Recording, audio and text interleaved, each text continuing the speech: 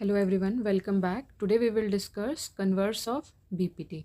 ठीक है, कल हमने बीपीटी थ्योरम पढ़ी थी, आज हम कन्वर्स उसका बीपीटी का पढ़ेंगे। ठीक है, बेसिक प्रोपोर्शनैलिटी थ्योरम इसकी फुल फॉर्म।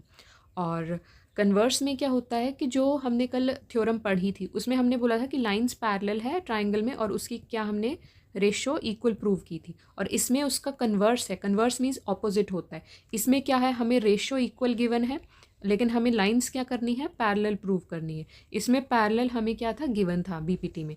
ठीक है, दोनों में यही डिफरेंस है। कभी कभी डिफरेंस के बेसिस पे हमारा 1 मार्क एमसीक्यू या फिर क्वेश्चन आ जाता है, तो उसमें हमें याद रखना है कि जब हमारे पास पैरेलल गिवन हो तो ये बीपीटी होगी, पैरेलल गिवन है और रेशो हमने क्या करनी है, निकालनी है। और कन्वर्स कब होगा, जब हमारे पास रेशो हमें क्या होगी, गिवन होगी।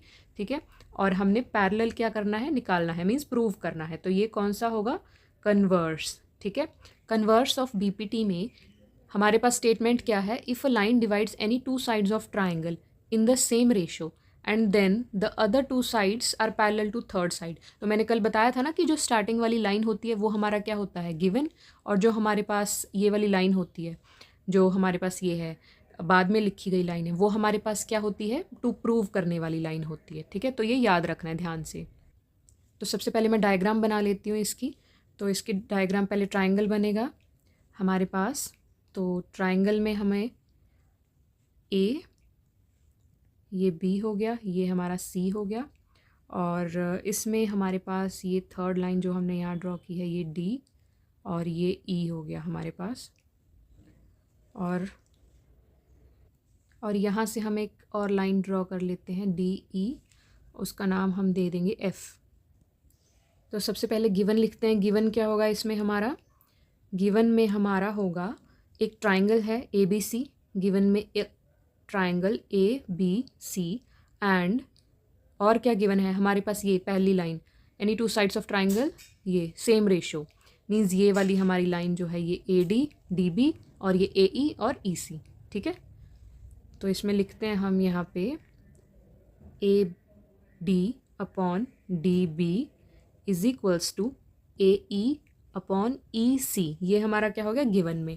और अब टू प्रूव में हम क्या लिखेंगे, यहाँ पे हमारे पास प्रूव क्या करना है, ये लास्ट वाली लाइन ये है ना, देन के बाद जो भी यहाँ पे गिवन है, then the other two lines must be parallel to the third side. ठीक है, मीन्स पैरेलल प्रूव करना है हमने यहाँ पे ये। ठीक है, तो यहाँ पे ये हमने क्या करना है, पैरेलल प्रूव करना है। रेशो ये हमारी क्या हो जाएगी, गिवन में, और देन के बाद वाली चीज़ ये हमारे पास क्या हो जाएगी, हमारे पास टू प्रूव। ठीक है, तो इसको यहाँ प्रूव वाले में लिखती हूँ मैं अभी। टू प्रूव में हो गया D E parallel to B C करना है। और कंस्ट्रक्शन में क्या होगा हमारे पास, कंस्ट्रक्शन में ये वाली लाइन है ना, जो ये वाली डी एफ, ये हमने यहाँ पे ड्रॉ की है खुद से प्रूव करने के लिए, तो ये हमारा कंस्ट्रक्शन में आएगा। और कंस्ट्रक्शन में हमने जो डी एफ है, ये वाली जो लाइन है डी एफ वाली, तो ये हमने लिखना है किसके पैरेलल है, ये बी सी के पैरेलल है। ठीक है, मीन्स ये डी एफ हमारी बी सी के पैरेलल होगी, ये हमने एज्यूम किया है। तो यहाँ हमारा ये गिवन हो गया, ट्राइंगल है, ये दोनों चीज़ रेशो गिवन है, और प्रूव में हमारे पास ये दोनों लाइन हमने प्रूव करनी है। कंस्ट्रक्शन में हमारे पास ये इसके पैरेलल है, ये हमने एज्यूम करके यहाँ पे कंस्ट्रक्ट कर लिया है और लिख लिया। तो अभी प्रूफ में क्या करेंगे, प्रूफ में हम सबसे पहले लिखेंगे let us assume D E जो है not parallel to B C. जो हमारे पास ये डी ई है वो बी सी के पैरेलल नहीं है, हमने पहले एज्यूम कर लिया खुद ही। ठीक है, फिर खुद ही लास्ट में हमारी जो ये अजम्पशन है उसको रॉन्ग प्रूव करेंगे। ठीक है, क्योंकि ये यहाँ पे हमने प्रूव ही पैरेलल करनी है, पहले हमने लिख लिया ये नॉट पैरेलल है। ठीक है, तो हमारी क्या लिख लिया एजम्पशन, लेट अस एज्यूम जो डी ई है हमारा not parallel to B C. ठीक है, जो डी ई है हमारा वो पैरेलल नहीं है बी सी के, तो लिखेंगे उसके बाद इन ट्राइंगल ए बी सी, हमारे ए बी सी ट्राइंगल में जो डी एफ है वो पैरेलल है किसके, हमारा बी सी के। ठीक है, हमने ये ले लिया कि ये जो हमारा डी एफ है वो हमारा बी सी के पैरेलल है। ठीक है, ये यहाँ पे हमने यहाँ पे इसको ले लिया। और जब ये हमारी पैरेलल है इसके, तो उसका मतलब ये हुआ ए डी डी बी, और ये हमारा क्या हुआ, ए एफ और एफ सी, ये वाली रेशो इक्वल हुई अकॉर्डिंग टू बीपीटी। बीपीटी में यही होता था ना, अगर ये इसके पैरेलल है तो इसकी ये वाली रेशोज़ हमारी इक्वल होंगी। वही यहाँ पे हम यहाँ लिखेंगे नीचे हमारे कि हमारा अगर ये इसके पैरेलल है, ठीक है, तो उसके बाद हमारा क्या होगा कि जो हमारा A D upon D B है इज इक्वल्स टू किसके इक्वल होगा, A F upon F C, ठीक है। ए अपॉन एफ सी ये किसके क्यों इक्वल होगा, क्योंकि यहाँ पे हमने क्या लगा दिया, बाय बीपीटी, ठीक है, बाय बीपीटी हमारा ये हो गया, क्योंकि हमारी ये लाइंस पैरेलल थी उसकी वजह से ये रेशियो इक्वल है। बीपीटी में भी यही होता है जो हमने कल प्रूव किया। और इसको हम नाम दे देते हैं इक्वेशन 1, ठीक है। और उसके बाद हमने लिया जो हमारा ए डी है अपॉन हमारा डी बी है इज इक्वल्स टू किसके होगा, ए ई अपॉन ई सी। ये हमारे पास यहाँ पे क्या था, गिवन था ना, तो वही लिख लेंगे हम यहाँ पे कि ये हमारा क्या है, गिवन, ठीक है, हमारे गिवन में है। और इसको हमने नाम दे दिया सेकंड इक्वेशन, ठीक है। अब बाय 1 और 2 अब ये जो हमारे पास दोनों इक्वेशंस बनी है ये वाली, ठीक है, ये और ये जो बना है, इसमें मैंने कल बताया था ना कि ये इसके इक्वल है और ये इसके इक्वल है, लेकिन ये दोनों तो सेम ही है, तो मतलब ये आपस में भी इक्वल होगा। मींस x इक्वल्स टू अगर y है और y इक्वल्स टू z है, लेकिन y दोनों में कॉमन है तो हमारा x is equals to z हो जाता है ना, ठीक है। इसीलिए यहाँ पे भी सेम यही लगेगा कि हमारा ये इसके इक्वल है, ये इसके इक्वल है, लेकिन ये दोनों सेम है तो मतलब ये दोनों भी आपस में क्या होंगे, इक्वल होंगे। तो यहाँ पे यही लिखेंगे फ्रॉम 1 और 2 के अकॉर्डिंग हमारा क्या हो जाएगा, A F upon F C is equals to ये ए ई अपॉन ई सी हो जाएगा हमारे पास, ठीक है। तो उसके बाद हमारा लिखेंगे हम ऐड, ठीक है, एडिंग 1 ऑन बोथ साइड, ठीक है, ऑन बोथ साइड्स, दोनों साइड हम क्या लिखेंगे, 1 प्लस कर देंगे। मीन्स हमारे पास ये बन जाएगा A F upon F C plus 1 is equals to A E upon E C plus 1, ठीक है। मीन्स जब भी हम यहाँ पे कुछ ऐड करते हैं या सब्ट्रैक्ट करते हैं, कुछ भी करेंगे वो हमें दोनों साइड करना पड़ेगा, ठीक है, इस साइड भी और इस साइड भी, दोनों साइड हम प्लस करेंगे 1, ठीक है। तो उसके बाद हमारा प्लस करने के बाद क्या बनेगा हमारे पास, ये एफ सी हमारा डिनोमिनेटर में आ जाएगा, ऊपर बनेगा हमारे पास ए एफ प्लस यहाँ पे 1 था तो यहाँ आ जाएगा F C is equals to यहाँ पे ई सी अपॉन ए ई प्लस हमारा यहाँ ऊपर क्या आ जाएगा, ई सी, ठीक है। तो अब हम हमारे ट्राइंगल में देखेंगे क्या बनता है, ये हमारा यहाँ पे ए एफ और एफ सी है, ठीक है। मीन्स ए एफ और ये एफ सी दोनों को प्लस करके क्या बन रहा है, ये ए एफ और यहाँ पे ये एफ सी है, पूरा क्या बनेगा, ए सी, ठीक है, यहाँ पे। और दूसरी तरफ क्या है, ए ई अपॉन ई सी, यहाँ पे ये हमारा ए ई अपॉन ई सी, ये भी तो पूरा ये क्या बन रहा है, ए सी।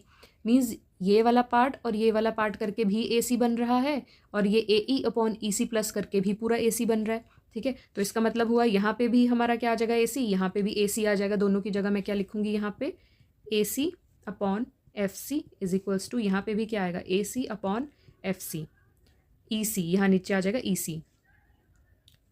तो दोनों तरफ ए सी सेम है, ए सी कैंसिल हो गया, तो यहाँ पे क्या बचा हमारा 1 upon F C is equals to 1 upon E C. तो उसके बाद क्रॉस मल्टीप्लिकेशन करेंगे इनको, ठीक है। तो क्रॉस मल्टीप्लाई करने के बाद क्या बनेगा हमारे पास यहाँ पे, E C is equals to F C, ठीक है। ये हमारा इधर चला गया और ये हमारा इधर चला गया, 1 से मल्टीप्लाई करके ये आ गया, तो मतलब इसका क्या हुआ, जो हमारा ई सी है वो एफ सी के बराबर है, ठीक है। मीन्स ये जो ई सी है, ये नीचे वाला ई सी है वो हमारा एफ सी के बराबर है, मतलब ये और ये दोनों पॉइंट एक ही पॉइंट होंगे, ये दोनों अलग अलग पॉइंट नहीं होंगे, ये एक ही पॉइंट होंगे, तभी तो ये वाला पार्ट इक्वल आएगा, ई सी और एफ सी ये पूरा, ठीक है। तो इसलिए हम यहाँ पे फिर क्या लिखेंगे कि ये दोनों पॉइंट जब आपस में सेम आ रहे हैं तो ये क्या है, ओवरलैपिंग पॉइंट्स है, ठीक है। तो ये दोनों पॉइंट्स आर कोइंसाइड, तो हम यहाँ पे लिखेंगे F and E R coincident, ठीक है, कोइंसाइड, ये कोइंसाइड करते हैं, ठीक है।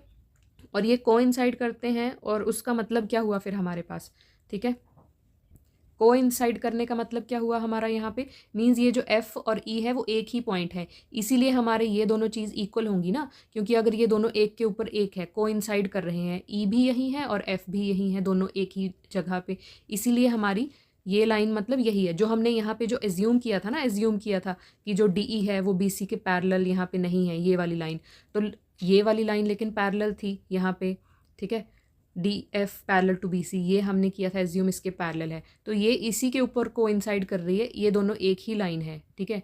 तो इसीलिए ये इसके पैरेलल हुई, तो यहाँ लास्ट में यही लिखेंगे हम, देयरफॉर जो हमारा डी ई है वो पैरेलल टू बी सी हो गया, ठीक है। और हमने यही प्रूव करना था, ठीक है, तो लिख दिया हेंस प्रूव्ड। तो जितनी भी हमारे पास थ्योरम्स है, 2 ट्राइंगल्स की होगी, एक कल करवाई थी और एक आज होगी, ठीक है। इसके बाद सर्कल की 2 थ्योरम्स है।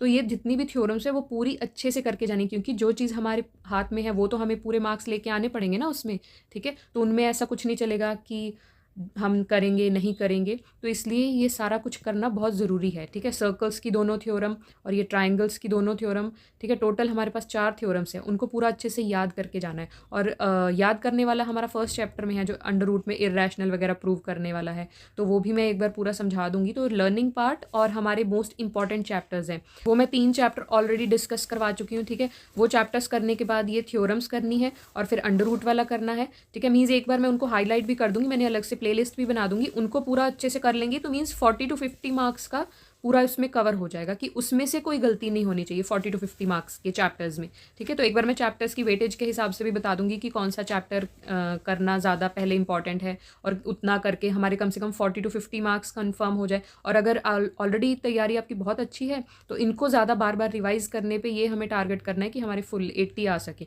और 80 लाना बहुत ही ज़्यादा ईजी है, आसान है। ऑलरेडी मेरे पास बाकी स्टूडेंट्स के पहले आए हैं, तो कोशिश करनी है कि हमारे पास पूरे 80 आउट ऑफ 80 आ सके, ठीक है। और अगर 50% भी अगर आपका टारगेट है तो 40 ले आओ, ठीक है। तो आज के लिए बस इतना ही, ठीक है। Thank you so much, stay tuned.